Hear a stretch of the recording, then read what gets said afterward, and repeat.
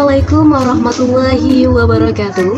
Halo, perkenalkan saya Anissa Nur Sabila dengan NPM 2313053179. Di sini, kelompok 8 akan membuat video pembelajaran yang berisi tentang pengertian, sejarah, kedudukan, dan fungsi dari bahasa Indonesia. Sebelum kita mendengar materi dari rekan-rekan tim saya, kita akan terlebih dahulu melihat bagaimana mind mapping atau peta pikiran yang akan membantu kita mengorganisir materi yang akan kita pelajari dari video pembelajaran ini. Sebelum kita beralih ke pemaparan mind mapping atau peta pikiran, teman-teman tahu nggak sih apa itu arti dari mind mapping, tujuan dan definisinya seperti apa?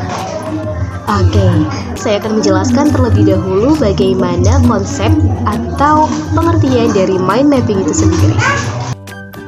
Mind mapping adalah teknik visualisasi informasi yang membantu kita mengorganisasi informasi secara terstruktur dan kreatif. Mind mapping sangat berguna untuk memperjelas ide atau konsep yang kompleks, untuk merencanakan berbagai jenis proyek, dan untuk memecahkan masalah. Fungsi dari mind mapping sendiri antara lain untuk meningkatkan pemahaman dan daya ingat, membantu merencanakan tugas dan target dengan lebih efektif, memudahkan pengambilan keputusan, serta mempercantik tampilan beberapa info dalam bentuk visual. Nah, ini dia peta pikiran dari kelompok 8 mengenai bahasa Indonesia. Dalam peta pikiran ini, secara singkatnya, pengertian bahasa adalah sistem lambang yang memiliki makna, biasa digunakan oleh masyarakat untuk mengungkapkan pikiran serta perasaan. Nah, dalam sejarahnya, bahasa Indonesia berasal dari bahasa Melayu yang digunakan pada abad ke-7 sampai dengan abad ke-14, di mana pada zaman Belanda bahasa ini masih digunakan, hingga akhirnya bahasa Melayu ini memiliki perubahan menjadi bahasa Indonesia yang kini kita gunakan. Lalu, bahasa Indonesia memiliki dua fungsi, yang pertama sebagai bahasa nasional dan yang kedua sebagai bahasa negara. Selanjutnya, kedudukan bahasa Indonesia sendiri terbagi menjadi 4. Yang pertama sebagai bahasa persatuan yang tertera dalam Sumpah Pemuda, lalu sebagai bahasa nasional, dan yang ketiga sebagai bahasa negara, dan yang keempat sebagai bahasa standar. Dan yang terakhir, terdapat ragam bahasa Indonesia, di mana ragam bahasa Indonesia dibedakan menjadi 2, yakni menurut sudut pandang penutur dan menurut jenis pemakaiannya. Oke teman-teman, itu tadi pemaparan peta pikiran atau mind mapping dari kelompok kami. Dan berikut adalah beberapa penjelasan mengenai apa pengertian dari bahasa Indonesia, kedudukan, sejarah, dan juga fungsi dari bahasa Indonesia yang akan disampaikan oleh rekan tim saya dari kelompok 8. Silahkan disimak videonya. Perkenalkan, nama saya Nia Santika-Ningsih dengan NPM 2313053193 dari kelas 2F.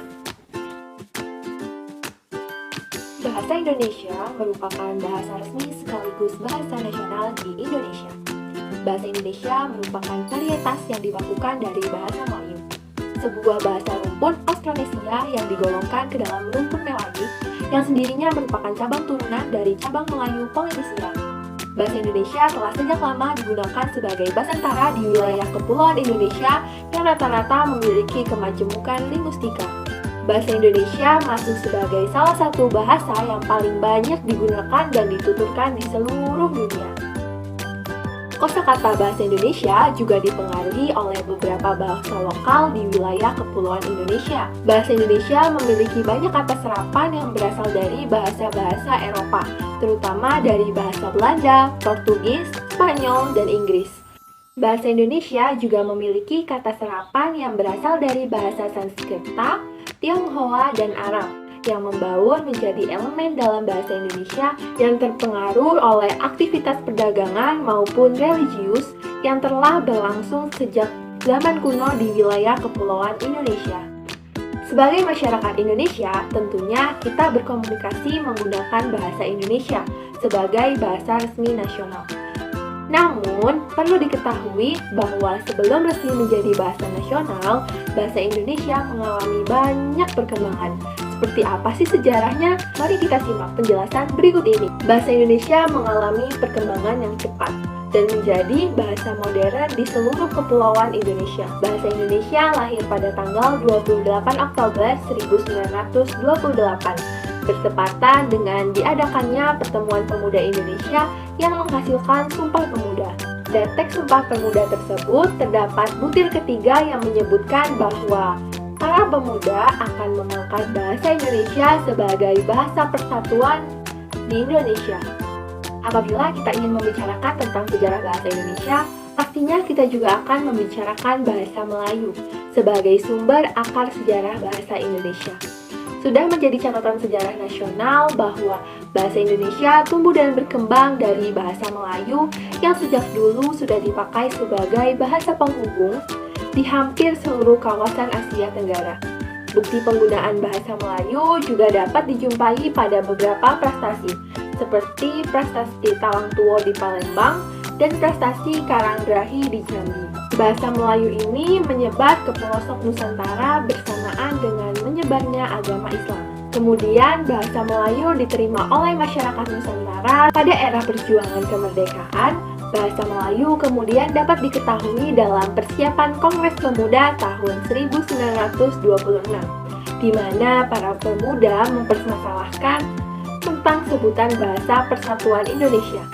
Semenjak itu kemudian tak berani mengusulkan bahasa Melayu diganti dengan istilah bahasa Indonesia dan disetujui bersama pada 2 Mei 1926. Berkaitan dengan sejarahnya, bahasa Indonesia telah mengalami perkembangan dan masuk dalam 3 kategori, antara lain bahasa Indonesia diikrarkan para pemuda pada tahun 1928 melalui Sumpah Pemuda. Bahasa Indonesia dalam hal ini telah menjadi bahasa pemersatu yang diterima oleh masyarakat Indonesia.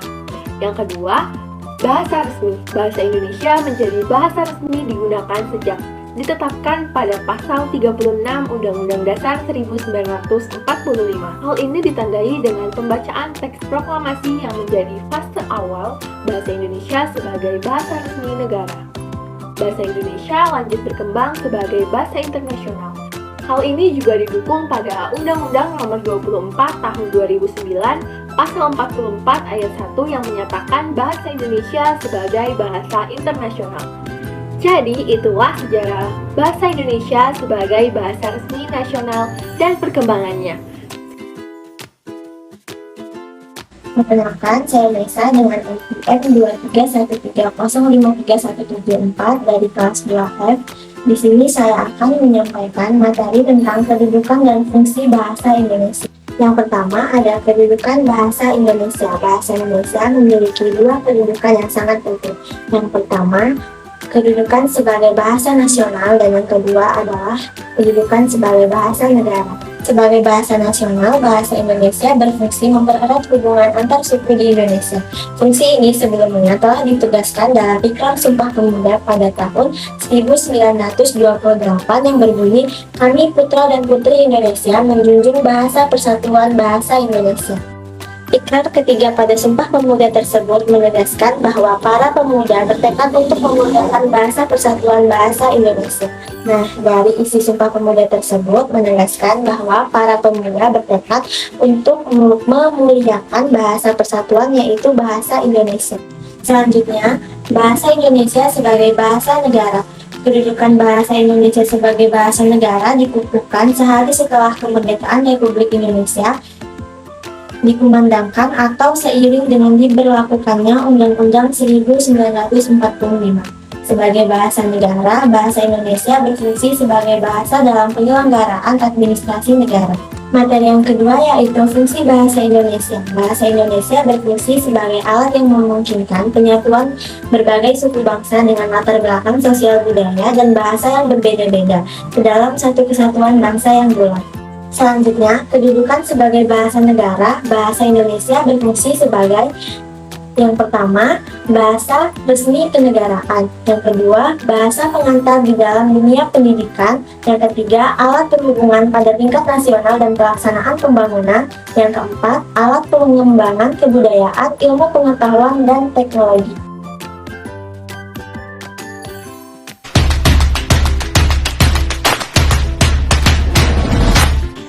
memperkenalkan diri, nama saya Zahra Umiasana dengan nomor NPM 2313053173. Di sini saya akan menyampaikan materi mengenai ragam bahasa. Apa sih yang dimaksud? Ragam bahasa adalah bentuk-bentuk yang berbeda-beda menurut pemakaian, yang disesuaikan dengan faktor-faktor seperti faktor topik, tujuan, hubungan penutur dengan mitra tutur, serta situasi komunikasi. Ragam bahasa menunjukkan bahwa bahasa tidak bersifat monolitik atau bersifat tunggal, tetapi bersifat polifungsi atau multifungsi. Ada beberapa faktor yang mempengaruhi ragam bahasa. Faktor tersebut terdapat 5 faktor. Yang pertama, faktor medium, yaitu alat atau sarana yang digunakan untuk menghasilkan bahasa, misalnya tulis atau lisan. Yang kedua, faktor tujuan, yaitu maksud atau isi yang ingin dicapai oleh penulis dalam berkomunikasi, misalnya informatif atau persuasif. Yang ketiga, faktor situasi, yaitu kondisi atau keadaan yang melingkupi proses komunikasi, seperti non-formal atau formal. Yang keempat, faktor hubungan, yaitu kedekatan atau jarak sosial antara penulis dengan pembaca, seperti akrab atau asing. Yang kelima, faktor latar belakang, yaitu ciri-ciri pribadi atau kelompok yang dimiliki oleh penulis atau pembaca, seperti jenis kelamin atau usia. Kemudian ada jenis-jenis ragam bahasa. Jenis-jenis ragam bahasa dibagi menjadi 4 jenis ragam bahasa. Yang pertama, ragam bahasa baku, yaitu ragam bahasa yang dianggap sebagai standar penggunaan bahasa Indonesia yang baik dan benar, biasa digunakan dalam konteks formal atau resmi. Yang kedua, ragam bahasa gaul, yaitu ragam bahasa yang dianggap sebagai bentuk ekspresi kreatif dan dinamis dalam berkomunikasi sehari-hari, biasa digunakan dalam konteks informal atau tidak resmi. Yang ketiga, ragam bahasa daerah, yaitu ragam bahasa yang dianggap sebagai warisan budaya dan identitas lokal masyarakat Indonesia, biasa digunakan dalam konteks sosial atau adat istiadat. Yang keempat, ragam bahasa asing, yaitu ragam bahasa yang dianggap sebagai sarana memperluas wawasan dan kerjasama internasional, biasa digunakan dalam konteks akademik maupun profesional. Ragam bahasa ditinjau dari sudut pandangan penutur terbagi menjadi 3. Yang pertama, ragam daerah. Yang kedua, ragam pendidikan. Yang ketiga, sikap penutur. Ragam bahasa menurut jenis pemakaiannya terbagi menjadi 3. Yang pertama, ragam dari sudut pandangan bidang atau pokok persoalan. Yang kedua, ragam menurut sarananya. Yang ketiga, ragam yang mengalami gangguan pencampuran. Mengapa sih kita penting sekali dalam mengenal dan menghargai ragam bahasa Indonesia? Karena dengan mengenal kita dapat memahami makna dan fungsi bahasa dalam berbagai konteks komunikasi. Dan dengan menghargai, kita dapat menunjukkan sikap toleran dan menghormati perbedaan dan keanekaragaman yang terjadi dalam masyarakat. Sekian materi mengenai ragam bahasa yang dapat saya sampaikan. Saya ucapkan terima kasih. Saya akhiri. Wassalamualaikum warahmatullahi wabarakatuh.